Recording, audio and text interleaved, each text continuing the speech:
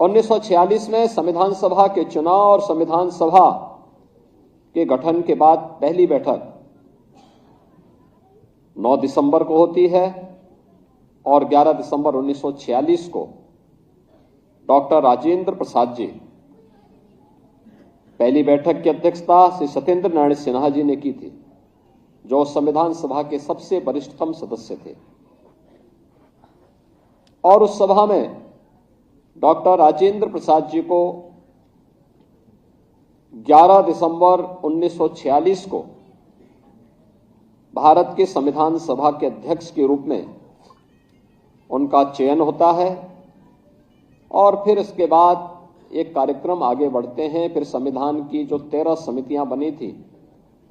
उनमें जो महत्वपूर्ण समिति थी ड्राफ्टिंग कमेटी, जिन्हें संविधान के वास्तुकार के रूप में भारत का संविधान कैसे होना है, कितनी धाराएं होंगी, कितने अनुच्छेद होंगे, क्या क्या इसमें बंद और उपबंध होंगे, इन सभी बातों को समाहित करने की दिशा में जिस कमेटी को कार्य करना था, वह दायित्व दिया गया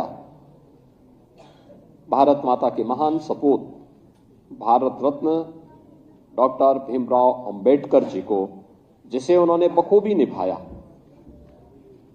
अनेक सत्र इस दौरान संविधान सभा के हुए और भारत के संविधान के अलग अलग सत्रों के माध्यम से अलग अलग मुद्दों पर अलग अलग भारत की जनता के अनुरूप न्याय, समता और बंधुता के लक्ष्य को प्राप्त करने के लिए क्या कुछ हो सकता है, इसके लिए अनेक सत्रों के माध्यम से जो निचोड़ आया। कभी आप देखेंगे 10 वॉल्यूम में भारत के संविधान सभा में हुई विभिन्न बहसों पर कितनी सार्थक बहस है। आज भी वह हमारी विधायिका के लिए, हमारी न्यायपालिका के लिए और हमारी कार्यपालिका के लिए एक मार्गदर्शिका के रूप में वह डिबेट हम सबका मार्गदर्शन करते हैं। और हम लोग चाहेंगे कि वास्तव में भारत के संविधान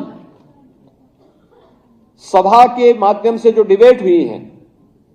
हर संस्थान में वे डिबेट होनी चाहिए। आपको उसमें मुद्दे मिलेंगे, तथ्य मिलेंगे, भारत की यात्रा के बारे में एक जीवन दर्शन को जानने और सीखने का एक अवसर आपको प्राप्त होगा। और अंततः उसका निचोड़ जो डिबेट हुई है, वे डिबेट मूल रूप से नहीं, उसका एक निचोड़ जो लेके आना था, वह भारत के संविधान के रूप में बाबा साहब भीमराव अंबेडकर जी ने देश को दिया।